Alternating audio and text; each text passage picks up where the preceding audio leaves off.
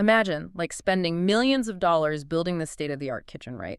You buy the best ovens, you import the absolute finest ingredients from around the world, and you hire this brilliant Michelin-starred head chef. Okay, I'm with you. Sounds great so far. Right. But then you make that head chef spend, I don't know, 8 hours a day just standing in the corner peeling potatoes. Oh yeah, what a complete waste of talent. Exactly. And I mean, that is exactly what the modern corporate world is doing with human intelligence right now. We hire these brilliant people and then just ground them in data entry and routine analysis. Yeah, it's a massive misallocation of cognitive bandwidth. We are surrounded by these incredibly powerful artificial intelligence tools, and yet We're using them to peel potatoes. exactly. Most organizations are treating them as, novelties or parlor tricks rather than fundamental operational shifts. Which brings us to our focus for today's deep dive. We are looking at this very concise, very direct manifesto from the Magoon Group.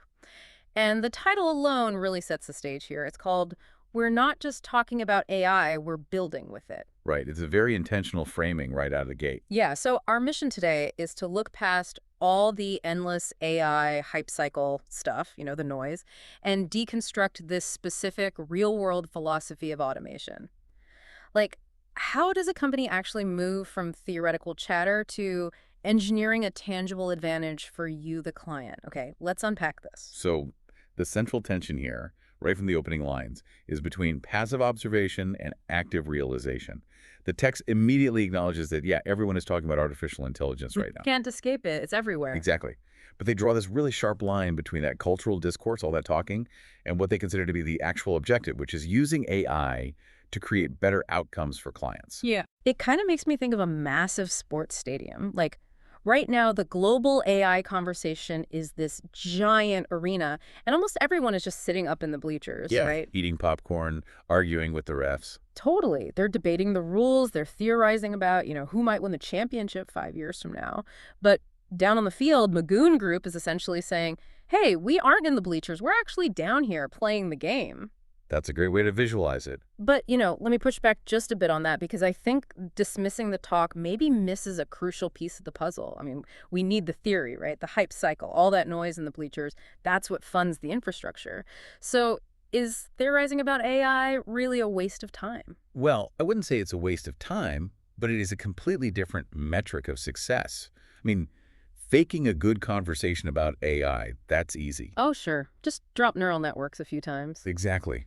You memorize the vocabulary parameters, generative models, LLMs, and you sound informed. But faking an outcome, that's impossible. Because the outcome is measurable. Right. An outcome requires fundamentally altering your operational baseline. So the text isn't explicitly condemning the people, the bleachers, but it is stating that, participation in the cultural discourse does not change a client's reality. Delivering a superior result does. Yeah, delivering a result. And if we agree that the baseline is action, the natural question becomes, well, where is the friction highest, right? Where does that action actually need to be applied? Right, which gets us into the mechanics of what they're actually building. Exactly. In the text, they detail this specific machinery, breaking their AI assistants down into 5 core functions. So let's start with the first one, which is automating research. And I want you to think about your own Tuesday morning. How much of your day is spent just gathering raw materials before you can actually sit down and make a decision? For most knowledge workers, honestly, it's the vast majority of their week.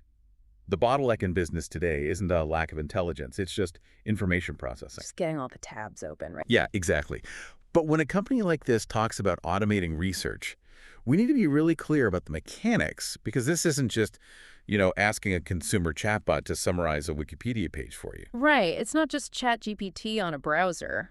No, in an enterprise environment, automating research usually involves architectures like retrieval augmented generation or RG. Okay, break that down for us, because I think that is where the real building actually happens. Sure. So a standard language model is trained on the public internet, right? Yep. Knows a lot of general things. But your company's most valuable data, like client histories, proprietary methodologies, internal memos, that stuff isn't on the public internet. Yeah, I'd hope not. That's all locked up on internal servers. Exactly. So by utilizing R, you build a system where the AI securely searches your specific internal database. It retrieves the exact unstructured data required for a client-specific problem, and it synthesizes it instantly. Oh, wow. So you are collapsing days of manual digging into, what, seconds? Literally seconds. It finds the needle in the haystack and then tells you why the needle matters. Which flows perfectly into their second pillar, which is improving communication. Because once you have that massive mountain of automated research, well, you have to actually share it with people. You have to make it digestible. Right. But I gotta admit, I always view this one with a bit of skepticism. Because when people hear AI improving communication, I think we all picture those like soulless, robotic emails that sound like a machine just wrote them to another machine. Is that the goal here? I mean, that is a super common misconception. But true enterprise AI communication is less about writing, flowery, polite emails and much more about semantic translation and structural clarity. What do you mean by semantic translation? Well, think about a complex business. The sales team speaks one language, the compliance team speaks another, and the client speaks a third. Oh, yeah. They might as well be on different planets sometimes. Exactly. So the AI acts as this translation layer. It can take a heavily technical 40-page research synthesis and instantly format it into actionable, punchy bullet points tailored specifically for a busy executive. Okay, I see. And then simultaneously, it can generate a separate document flagging just the compliance risks for the legal team. Ah, so it's bridging cognitive gaps between different stakeholders. That makes total sense. But then, okay, the Magoon text throws this massive curveball. Yeah, the third pillar. Right. We have these broad universal business functions, research, communication, and then they explicitly highlight this third function, analyze insurance It programs. stands out, doesn't it? It is so hyper-specific. It's like, imagine looking at a standard Swiss Army knife. You pull out the blade for research, you pull out the scissors for communication, and then the very next tool is this custom-molded wrench designed to fix, like, one very specific type of engine. Why isolate insurance? What's fascinating here is that this specific pillar proves they are actually building something proprietary, not just renting a generic tool from a big tech company. Okay, how so? Well, insurance is one of the most dense, highly regulated, and structurally rigid domains in the entire business world. It is just full of clauses, liabilities, risk profiles, exclusions. It's a nightmare to read, basically. It really is. So a generalized AI layer will fail miserably at analyzing an insurance program because it just lacks the required domain expertise. Or worse, it might hallucinate a clause that creates massive legal liability for the client. Yeah, you really cannot afford a creative AI when you're dealing with liability clauses. Exactly the opposite. You need strict architectural parameters. By specifically training their AI assistants to parse insurance programs, they're demonstrating deep vertical integration.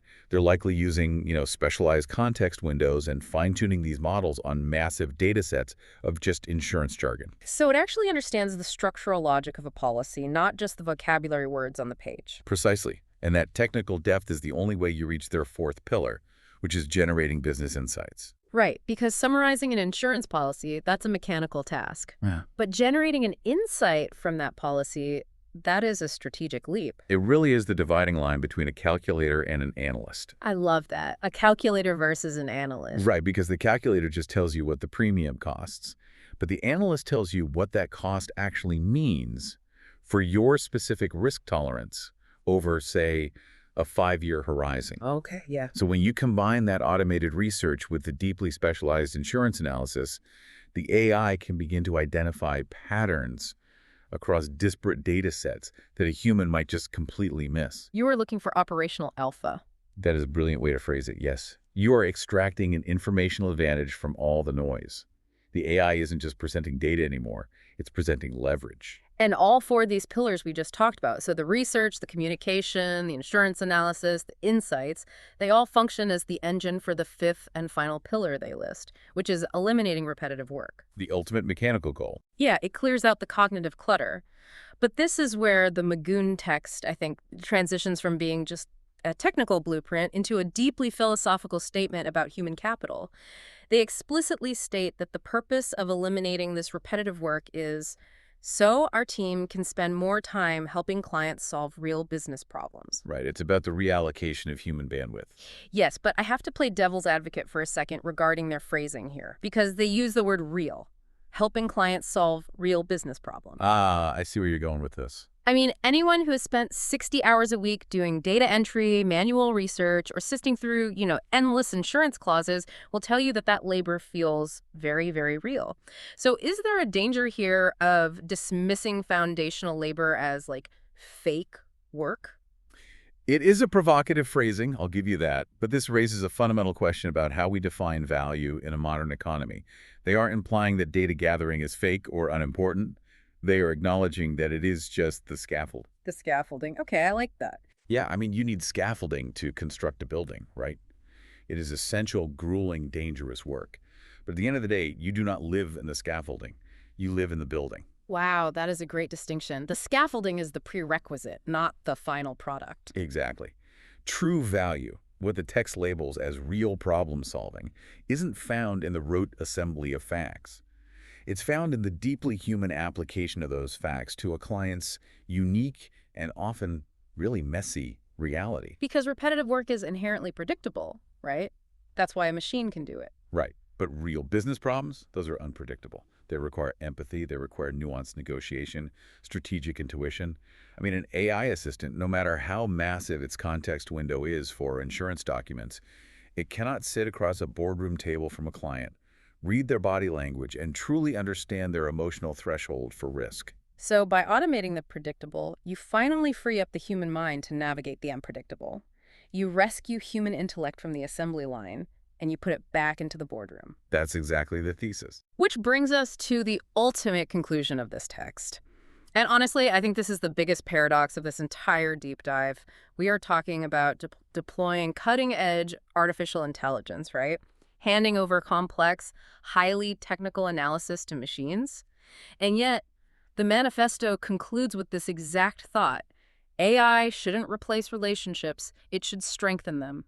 That's how we believe technology creates real value. It's a striking paradox. And it goes against almost everything we've been conditioned to expect from enterprise automation over really the last 3 decades. It really does, because historically, automation puts a wall between people. I always think about the most ubiquitous form of automation most of us interact with, the automated customer service phone tree. Oh, don't even get me started on those. Right. Press 1 for billing, press 2 to scream into the void. It's an incredibly isolating, frustrating experience. You're just hitting 0 over and over, shouting, "Operator!" Yeah. That technology was designed specifically to prevent you from talking to a human being. It literally replaces the relationship with a cost-saving barrier. Yeah, it treats human connection as an operational expense that just needs to be minimized. The technology in that case is being used as a shield. But the Magoon philosophy is arguing that AI should actually be a bridge. Let's go back to our Michelin star chef analogy from the beginning of the deep dive. Yeah, let's bring that back. If you have an incredibly talented head chef, the absolute worst place for them is stuck in the back room doing 6 hours of menial prep work. The AI in this new framework is essentially the ultimate prep cook. Right, it's doing the heavy lifting before the service starts. Exactly. Mhm. The AI is in the back doing the repetitive stuff, chopping all the vegetables, gathering the research, analyzing those dense insurance programs. And because the prep cook is handling all that scaffolding, the head chef can finally drop the knife, walk out into the dining room, and actually talk to the guests. They can actually be a host. Yes, they can understand what the guests enjoy, how their evening is going, what they truly need. Grounding this in business terminology, what they're doing here is redefining the core metrics of technological success. Because in traditional tech deployments, value is almost always measured by speed and cost cutting. Right, like how fast can we execute this process and how many human salaries can we eliminate to increase our profit margins? It's always about bottom line efficiency. Always. But this text defines real value through a purely qualitative metric: client retention, trust, and the strengthening of human relationships. Which is so refreshing. It is. If your new AI architecture makes your team 40% faster, but your clients feel more isolated and less understood, well, then the technology has failed its primary directive. The technology is only truly successful if the cognitive bandwidth it frees up is directly reinvested into fostering a deeper human connection. So what does this all mean for you listening to us right now? We started this deep dive surrounded by all the noise of the AI hype cycle, with, everyone up in the bleachers shouting about futuristic theories, and we've drilled down into a very quiet, very deliberate philosophy of what we can engineer with this technology today. The main takeaway is that the true power of artificial intelligence isn't artificial at all. It is intensely, fundamentally practical. It's an invitation for you to evaluate your own environment. Look at your daily operations, whether you run a massive corporation or you're just an independent consultant. Yeah, are you just talking about the new tools? Right? Or are you actually identifying your own repetitive work? What is the scaffolding that you are currently building by hand every single day? Mm. And what would happen if you let an AI construct it so you could finally focus all your energy on your own critical relationships? It is a really powerful framework for action. However, before we wrap up, there is one final, unmentioned implication hidden just beneath the surface of this text that we have to talk about. It's a provocative thought that builds on everything we've discussed today, and I really want to leave you with it to ponder on your own. Oh, I'm intrigued. Let's hear the complication. Okay, so the Magoon Group says they use AI to automate research and analyze complex programs so their team can focus on solving real problems. And conceptually, that makes perfect sense for seasoned experts. Like, if you already know how to cook, having a prep cook is amazing. Absolutely. But here's the friction point. If the AI does all the foundational research, how do the junior members of a team ever learn the fundamentals? Ah, yes. The apprenticeship dilemma. Right, because we all learned our respective industries by doing the grunt work. A senior analyst knows how to spot a weird anomaly in an insurance program precisely because they spent the first 5 years of their career agonizing over those boring clauses for hours on end. The repetition is exactly what built their intuition. Yes. So if we automate the groundwork, how do we train the future experts who will eventually be tasked with solving those real business problems? If the junior staff never swing the pickaxe, do they ever really learn what the gold looks like? It is a critical tension. The infrastructure of learning is just as important as the infrastructure of doing. And companies that truly build with AI are going to have to actively design entirely new ways to build human expertise. It's a challenge literally every industry is going to face in the next few years. Well, thank you for joining us on this deep dive. We stepped out of the bleachers and onto the field today, and we hope it gave you a sharper, more mechanical lens for looking at the real-world application of artificial intelligence. We really appreciate you taking the time to unpack all these concepts with us today. Keep building, keep solving real problems, and we will catch you on the next deep dive.